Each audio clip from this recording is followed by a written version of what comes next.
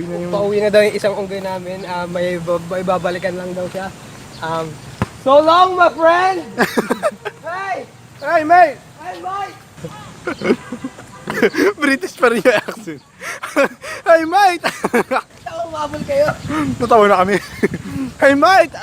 We couldn't catch him. No! Why? Hey, mate! Did you just see what I am seeing? What would that, mate? What would that be, mate? The topic that we're speaking of. Like, what the fuck?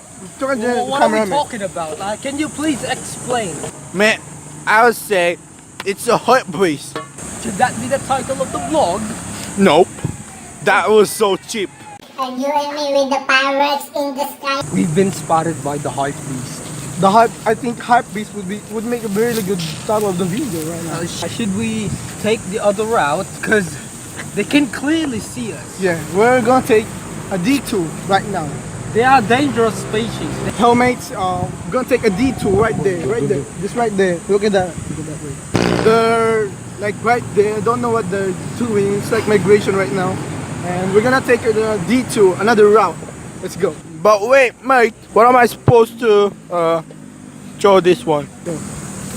We gagawin tissue. Triumphant once again, we coming to win. So what's up? It's me, your little boy Kirizama, back again. Gplana Squad Network. So alam ko bored kayo ngayon dahil sa quarantine, pero no need to be bored. Just click here to subscribe, and for more videos like this, here, and a lot of stuffs in our channel.